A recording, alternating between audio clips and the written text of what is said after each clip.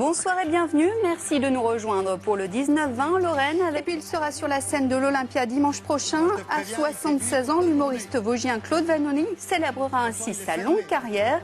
Il sera notre invité à la fin de ce journal. 50 ans qu'il promène son chapeau et sa moustache sur scène pour camper un Vosgien pure souche, plus vrai que nature, à moins qu'il ne s'agisse d'une caricature. À 76 ans, l'humoriste Claude Vanoni a décidé de s'offrir l'Olympia pour la 3e fois de sa carrière. Et à 7 jours de l'événement, il est avec nous. Une interview réalisée, je le précise, cet après-midi. Claude Vanoni en bon Vosgien, le retour de Jack Lang dans les Vosges, ça vous inspire quoi ? Vous savez, moi, je ne fais pas de politique. J'essaye de ne pas aborder Il y en a qui le font mieux que moi. Je n'ai pas d'avis là-dessus, ma foi. Mais ça peut faire sourire l'humoriste que vous êtes. Oui, sans doute. Oui, mais il revient dans sa Lorraine natale. Alors, pour ceux qui ne connaîtraient pas encore le personnage de Vosgien pur cru que vous avez créé, s'il y en a, néanmoins, je vous propose de regarder un extrait de l'un de vos sketchs, Les Parigots. Ça tombe plutôt bien. Et on se retrouve tout de suite après. Un Parisien de l'été, quand la route est sèche, parce que quand il y a neigé un peu, il va déjà moins vite, hein. Oh ben les Parisiens l'été, il faut les malins, la route est sèche, quand il y a neigé un peu. Faut rire les Parisiens quand ils arrivent chez nous, l'hiver, dans les Vosges. Faut qu'il y ait de la neige partout, partout, partout, sauf sur la route. Hier, il y avait un Parisien rouspété parce qu'il avait neigé sur la route. Il dit, mon pauvre monsieur, il n'y a qu'un endroit qui n'a pas de neige sur la route en ce moment dans les Vosges, c'est le tunnel de Sainte-Marie. Moi, je te préviens, il fait nuit toute la journée. De toute façon, il est fermé. Oh non, non. Eh, c'est une race, hein. Les Parisiens, c'est une race. Ils neigent le vendredi, ils sont là le dimanche. C'est comme les patates qui sortent de terre, t'as les dorifores dans les 48 heures. Hein.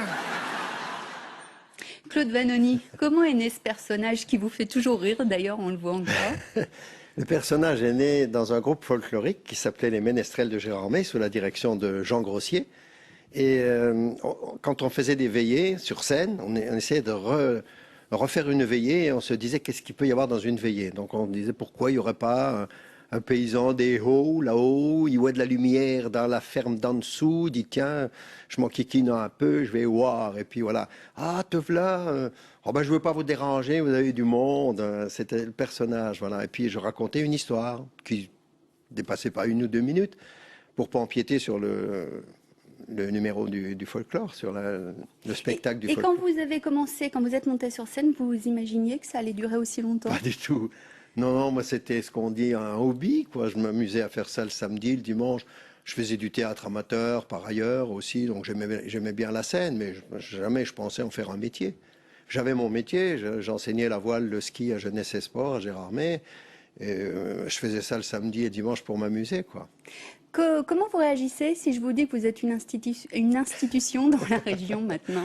Bah, ça me fait chaud au cœur. Souvent, on me le dit, mon Dieu, quand à la maison, le papa, le dimanche, il passait un disque, il fallait se taire. Moi, c'était mon grand-père, figurez-vous. Ah oui, ça rajeunit tout ça. Quand on partait en vacances, la cassette dans la voiture, fallait se taire, fallait écouter Vanoni, bien sûr, ça me fait plaisir. Vos sketchs, ils se nourrissent de quoi? D'observation de votre voisinage, du quotidien? De tout, bien sûr, oui. Bah, il faut écouter, il faut lire, il faut regarder. On ne fait rire qu'avec les choses connues. Voilà. Et vous sentez tout de suite ce qui peut accrocher, ce qui peut, comme ça, à un moment, il y a une petite formule qui naît? Quand j'écris un sketch, enfin, je ne l'écris jamais, moi, vraiment, je les commence sur scène, les sketchs. Et puis petit à petit, ils s'épaississent, oui ou non. Et on sent si on fait fausse route, si ça ne marche pas.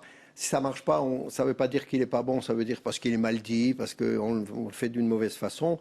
On le laisse dans un coin de tiroir, on le ressort plus tard, voilà. D'après vous, qu'est-ce qui fait la clé de votre succès? Ben, j'en sais rien. Faudrait demander ça. C'est un mystère. Faudrait demander ça à ceux qui m'aiment bien. Moi, je suis ravi, bien sûr. Ouais. Et d'un mot, parce que vous êtes là pour ça quand même, mais rapidement, l'Olympia, ça fait quoi? C'est ni plus ni moins qu'une autre scène ou quand même... Alors, avant d'entrer, quand on voit ces lettres en rouge sur la façade, il est évident que ça fait plaisir. On ne peut pas nier, on va faire des photos. Non, ça... C'est mythique, l'Olympia. Mais une fois qu'on est sur scène, sur les planches, la salle Poirel à Nancy, c'est la même chose. Hein. Le public est là, on ne pense plus qu'on est à l'Olympia. Mais devant, oui, quand on voit les lettres. Hein. Merci Claude Vanoni. Je vous en prie. Et bonne Olympia Merci encore à bien. vous dimanche Merci. prochain.